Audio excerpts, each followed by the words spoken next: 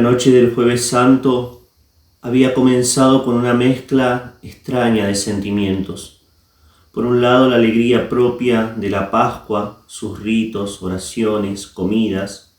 Por otro, la incertidumbre y la falta de comprensión de un Jesús que se mostraba muy extraño, excesivamente sentimental, podríamos decir, y a la vez con cierto dejo de tristeza. Para agregar confusión a la situación, Cristo anuncia traiciones. La mayoría de los apóstoles se muestra sorprendido ante el anuncio. Judas disimula no captar a su maestro, ya sabe todo su maléfico plan. Pedro, el impulsivo, pregunta por medio de Juan, ¿quién puede hacer tal cosa? El rey de Dolores responde con claridad, pero Pedro parece no entender, y lleno de una insana audacia afirma que aunque todos sus compañeros lo traicionen, él jamás. Jesucristo, que inicialmente no se refería a Pedro, abre el juego y da a conocer la cobardía de todos y las negaciones del primer papa. El pescador Galileo se niega a aceptar y jura fidelidad. Conocemos el resto de la historia. Judas traiciona, percibe su mal obrar, vuelve a los jefes de la sinagoga pidiendo retorno, pero ellos lo desamparan. La desesperación por el mal hecho lo aborda, lo sobrepasa y lo lleva a la locura. En un árbol acaba esta triste historia.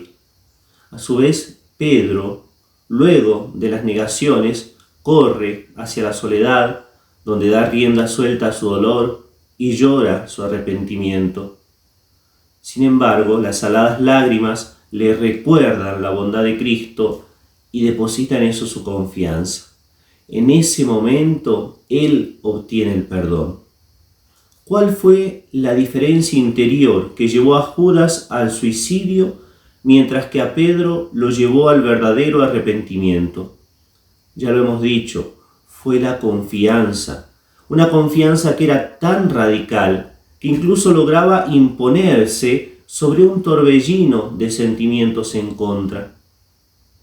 Encontramos en esto una nueva idea para poner en práctica nuestra confianza, o al menos para trabajar en ella. Los sentimientos responden a la razón, a la voluntad y a la realidad que se impone. Ellos correrán para un lado o para otro, dependiendo de estos elementos. Si mi inteligencia tiene fe plena en la bondad de Dios, si mi voluntad trabaja para actuar de acuerdo a esa fe y consecuentemente percibo que no hay realidad más real que la de la fe, que me lleva a entender el entorno de un modo trascendente, entonces mis sentimientos serán a prueba de todo. Por el contrario, si mi fe es débil, mi voluntad flaca, y creo que las cosas de este mundo tienen más poder que el que realmente tienen, mis sentimientos serán olas agitadas por los diferentes vientos.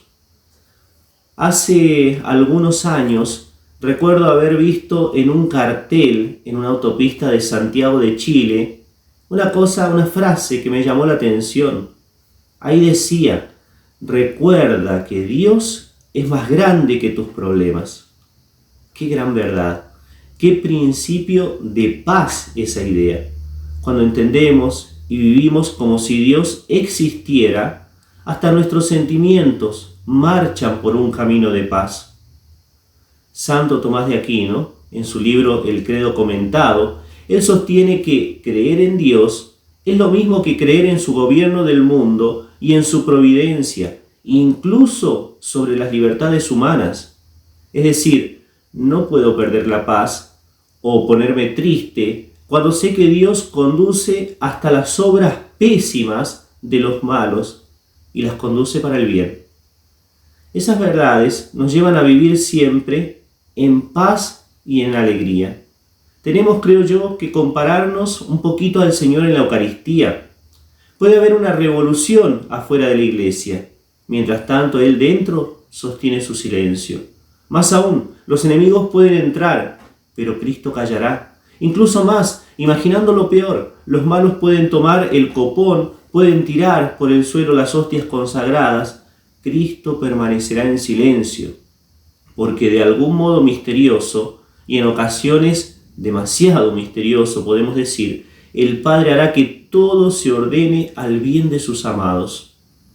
Pensemos en los mártires, los incondicionales de Dios. Ellos fueron colocados en la prueba extrema. Tuvieron que demostrar confianza, incluso cuando veían que el cuchillo pasaba por sus cuellos. Las balas atravesaban sus pechos, o la sangre misma se les iba del cuerpo y con ellos la vida. Nadie niega que eso fue para ellos un bien, y en el momento era difícil entenderlo. Sin esa prueba, tal vez nunca hubiesen alcanzado las alturas exorbitantes de caridad que obtuvieron. Vale la pena confiar. Vale la pena confiar. Hasta humanamente podemos afirmar esto. Quien confía vive en paz y conserva una espiritual alegría. Que ocurra lo opuesto es mala señal para nuestra fe y hasta sufrimientos en el plano sentimental. Tissot dice de forma magistral: la tristeza que es según Dios, dice San Pablo, produce una penitencia o enmienda constante para la salvación. La tristeza del mundo causa la muerte, pues la tristeza puede ser buena o mala, según los efectos que cause en nosotros. Es verdad que causa más efectos malos que buenos, pues estos son dos, los buenos, misericordia y penitencia, mientras que los malos son 6, congoja, pereza, indignación, celos, envidia, impaciencia.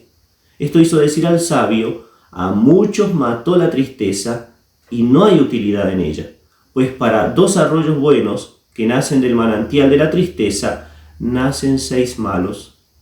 Por eso, continuaba el autor, el demonio hace grandes esfuerzos para producir en nosotros esa mala tristeza y para conseguir desalentar al alma y desesperarla. Intenta antes que nada perturbarla. En esto no necesita hacer grandes esfuerzos para sugerir pretextos. ¿No es bastante motivo para afligirse el haber ofendido a la majestad soberana, haber ofendido la belleza divina, haber herido el corazón del más entrañable de los padres? Sí, ciertamente, nos contesta San Francisco de Sales, preciso es entristecerse, pero con arrepentimiento verdadero, y no con un dolor malhumorado, lleno de despecho y de indignación.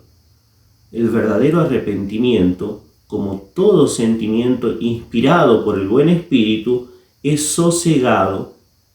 Interesante elemento. El verdadero arrepentimiento es sosegado. Donde hay perturbación, no está el Señor.